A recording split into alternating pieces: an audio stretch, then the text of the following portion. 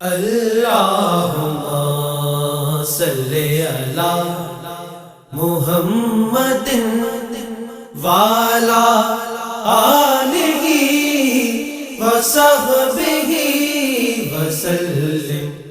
بسم اللہ الرحمن الرحیم۔ اللہ تبارک و تعالیٰ کے پاکیزہ ترین نام سے آغاز کرتے ہیں جو بہت مہربان نہایت رحم والا ہے۔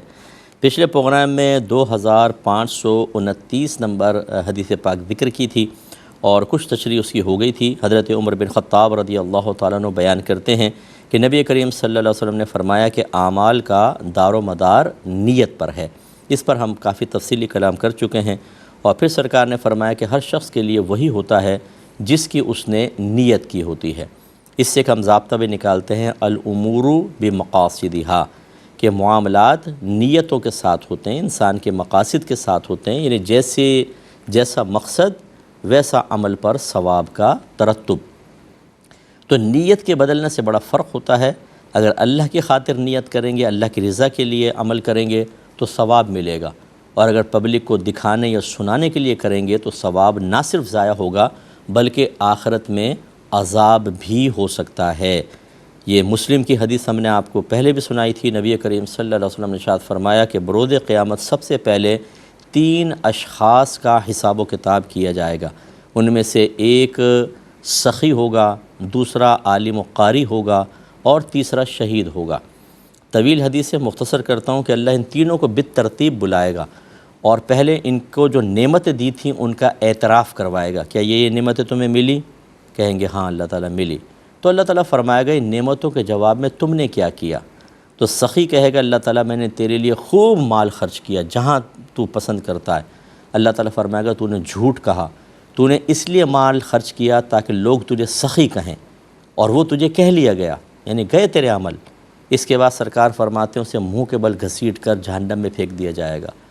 پھر عالم اور قاری سے اللہ تعالیٰ پوچھے گا تم نے نعمتوں کے جواب میں کیا کہا، کیا کیا؟ وہ کہے گا میں نے علم سیکھا، سکھایا، میں نے قرآن پڑھا، پڑھایا۔ اللہ تعالیٰ فرمائے گا نہیں، تو نے اس لیے کیا کہ تجھے عالم کہا جائے، قاری کہا جائے، اور وہ کہہ لیا گیا، اسے بھی جہنم میں ڈال دیا جائے گا۔ پھر شہید سے اللہ تعالیٰ پوچھے گا، وہ کہے گا اللہ تعالیٰ تیری نعمتوں کے جواب میں نے اپنی جان قربان کر دی۔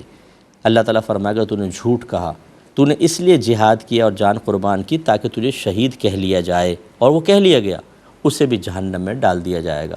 اس سے میرے جتنے بہن بھائی توجہ فرمائیں، جو نیک اعمال کرتے ہیں اللہ آپ کو اور توفیق عطا فرمائے، لیکن اخلاص کو پیش نظر رکھیں۔ کوشش کریں کہ کسی کو پتہ نہ چلے، جیسے حدیث میں ہے نا کہ سیدھے ہاتھ سے اس طرح صدقہ دو کہ الٹے ہاتھ کو خبر نہ ہو، اور ہم تو جب تک ڈھول نہ بج جائے ہمیں سکون نہیں ملتا ہے۔ اعلانات کرواتے ہیں اپنے نام کے کہ ہم نے اتنا چندہ کیا، اخبار میں فوٹویں چھپواتے ہیں، اور اس کے علاوہ پھر جو بھی نیک عمل کرتے ہیں اس میں مخلوق کا حصہ ضرور رکھتے ہیں۔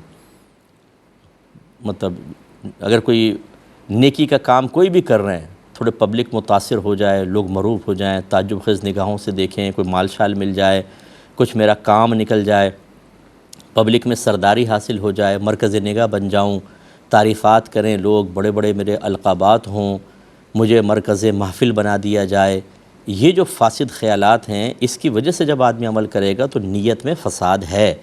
اور جیسے بھی آپ کو حدیث سنائی کہ اگر صرف اتنا ہوتا نا کہ ریا کی وجہ سے، سمعہ کی وجہ سے، اخلاص کی کمی کی وجہ سے ثواب ضائع ہو گیا، تب بھی انتہائی خسارہ تھا، اتنا خسارہ کہ میدان محشر میں بہت حسرت ہوگی کہ آدمی کو یہ کہا جائے کہ تو نے عبادت تو کی تھی لیکن ثواب کچھ بھی نہیں، بہت حسرت ہوگی۔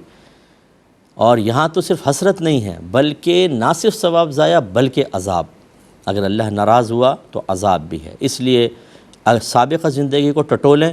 ایسا تو نہیں کہ خاندان میں بیٹھے تھے کارنامے سنائے، دوستوں کے درمیان ریل میں سفر کر رہے ہیں اور جہاز میں سفر کر رہے ہیں تو اپنے کارنامے بیان کر رہے ہیں، اسکول کالج یونیورسٹی کے اندر سب کو سنا رہے ہیں اور دکھا کے عمل کر رہے ہیں تاکہ لوگ متاثر ہو جائیں۔ اللہ کی بارگاہ میں توبہ کریں، اور آئندہ یہ طرز عمل اختیار نہیں ہونا چاہیے۔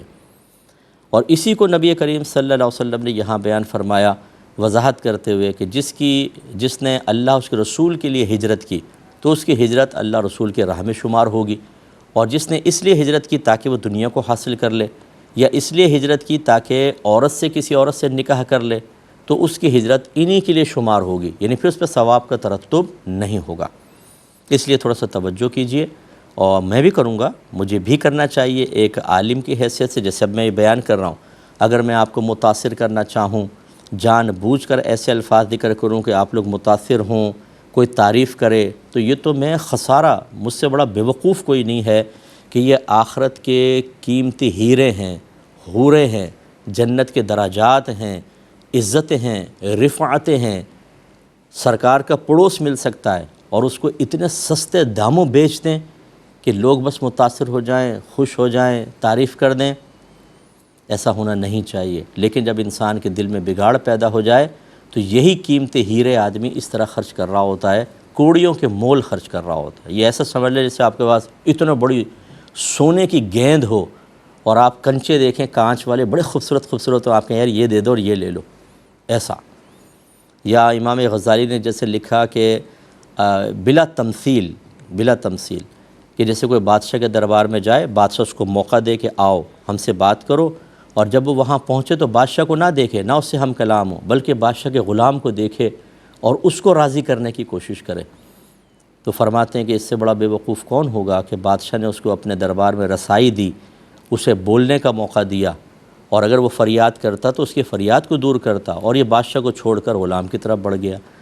تو بلا تمثیل ہمارے ہاں ایسا ہے کہ اللہ تعالیٰ نے ہمیں عبادات کا موقع دیا، درجات کی بلندی کا موقع دیا، اتنے درجات کہ اگر ہم بڑھا لیں تو جنت میں نبی کریم صلی اللہ علیہ وسلم کا پڑوس بھی حاصل ہو جائے، اور ہم اس کو چھوڑ کر مخلوق کو راضی کرنے کے چکر میں ہیں۔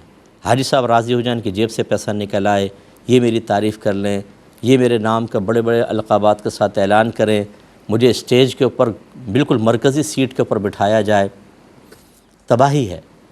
جو ہمارے طالب علم، دینی طالب علم ہوتے ہیں، اداروں میں پڑھ رہے ہیں، انہیں شروع سے ہی اپنی نیتوں کا احتساب کرنا چاہیے۔ عمومی طور پر ہمارے اداروں کے اندر روحانی تربیت کا کوئی سلیبس مقرر نہیں ہوتا، عمومی طور پہ کہہ رہا ہوں، بعض خصوصی جگہ پر ہے۔ اب جب وہ ہے ہی نہیں، اگرچہ قرآن و حدیث میں سب کچھ موجود ہوتا ہے، لیکن جب باقاعدہ سلیبس کے طور پہ نہ پڑھایا جائے تو جب پڑھتے بھی ہیں ضمناً تو وہ نکل جاتا ہے۔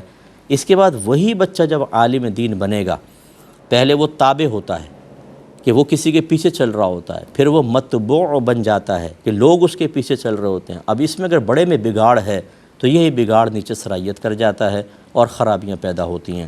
اسی طرح اپنے بچوں کو خدارہ یہ نہ کریں آپ کہ ان کو عبادات پیسوں کے لالچ میں کروائیں۔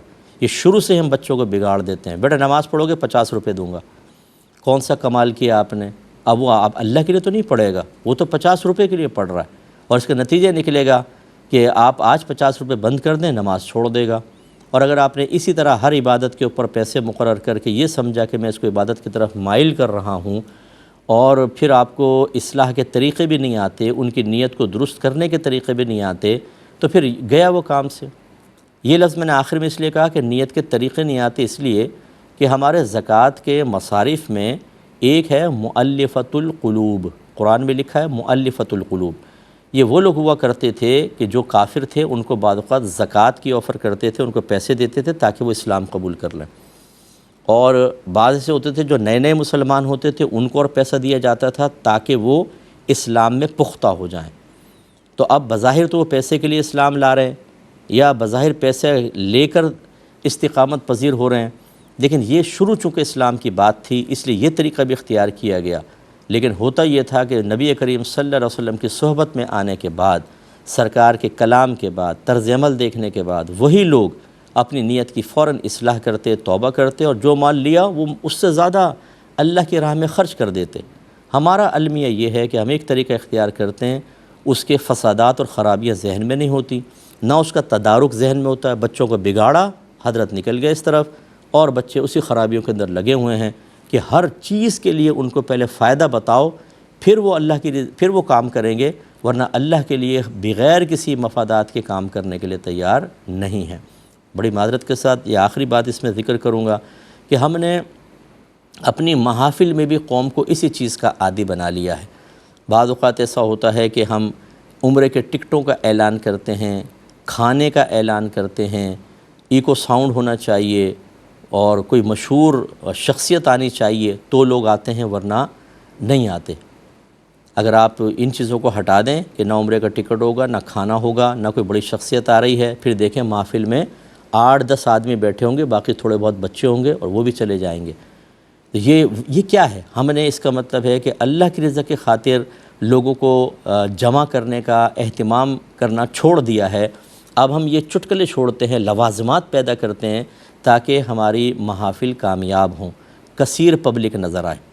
تو بریانیاں کھانے کا انتظام، میں اس کو ناجائز نہیں کہہ رہا ہوں لیکن اس طرف توجہ دینے کی درخواست کر رہا ہوں کہ ہمیں پبلک کو یوں بھی تھوڑا سا اس کا ذہن بنانا چاہیے کہ صرف اللہ کے لیے آؤ۔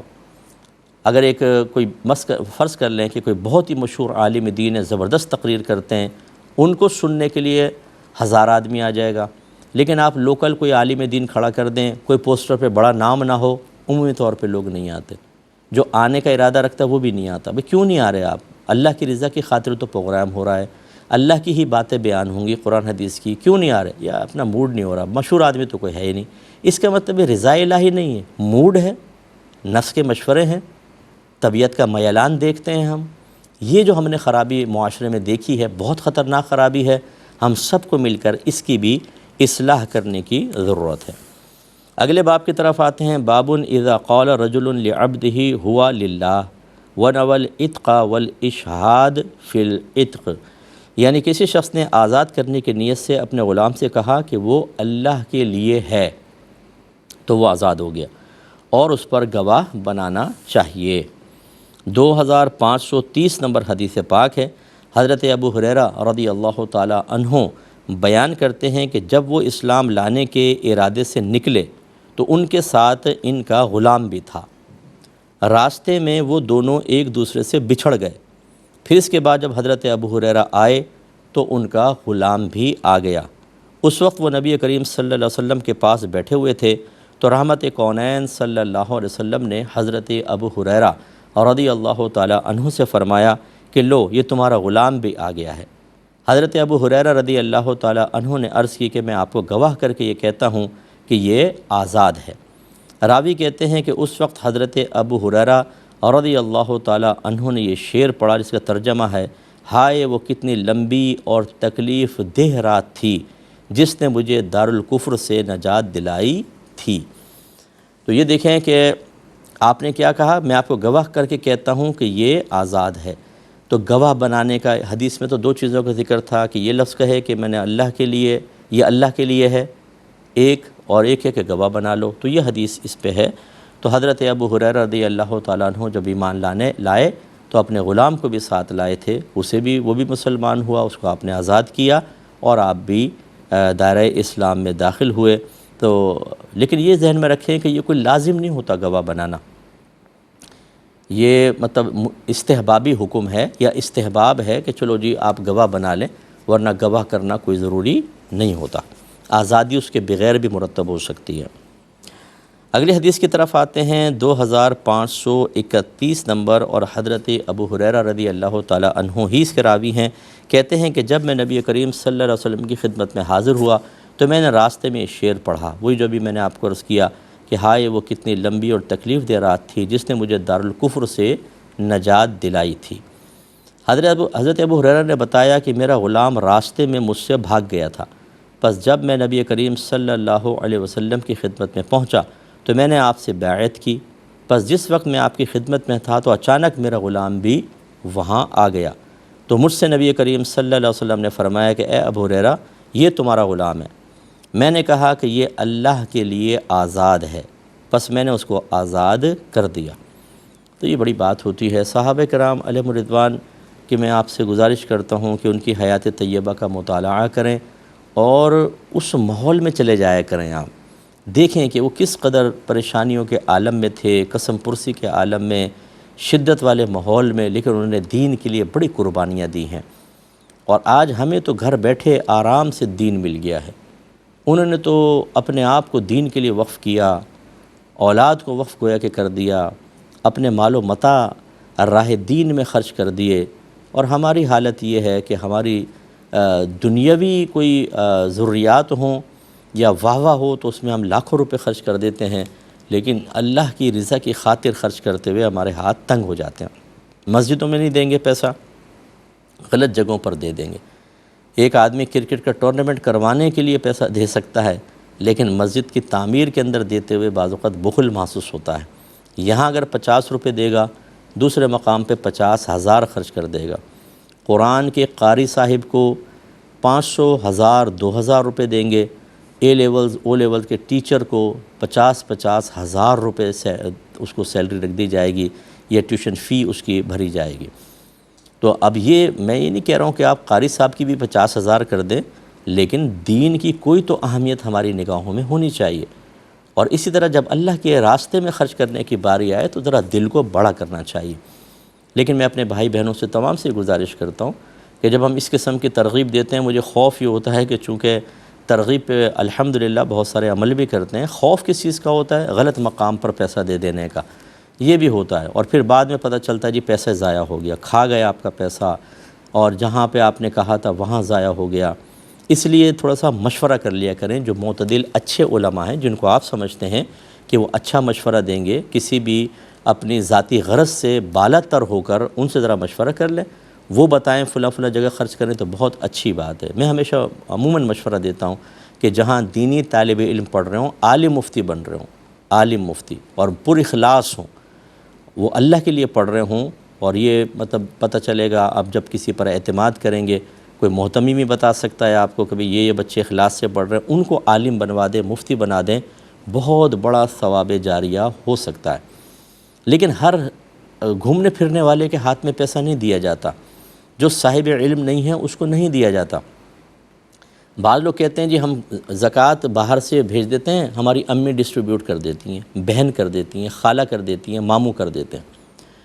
پھر میں کبھی کبھار کوئی ایسا ہو جاتا ہے تو کویسچن کرتا ہوں کہ کیا آپ کی والدہ کو، بھائی کو، خالہ کو، ماموں کو شرعی مسائل پتہ ہیں کہ زکوٰۃ کہاں دے سکتے ہیں کہاں نہیں؟ جس کو دیں گے وہ مصرف زکوٰۃ کا تعین کیسے کریں گے، کیسے جانیں گے کہ یہ زکوٰۃ کا مستحق ہے کہ نہیں؟ کہتے ہیں یہ تو ہمیں پتہ نہیں۔ اچھا میں کہتا ہوں معلوم کریں، معلوم کرتے ہیں، وہ بھی ان کو بھی نہیں پتہ۔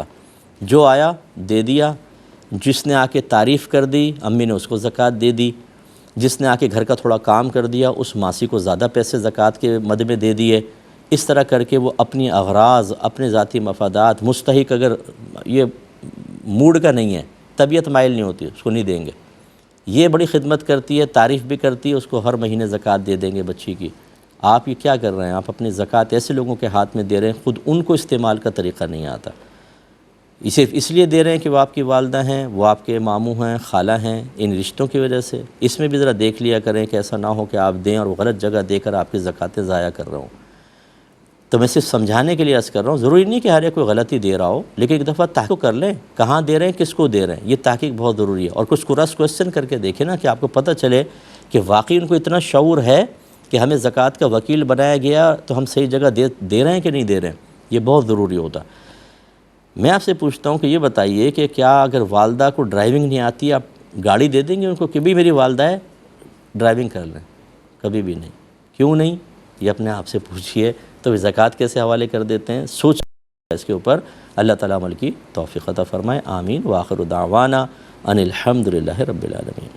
اللہم صلی علی محمد وعلی آلہ وصحبہ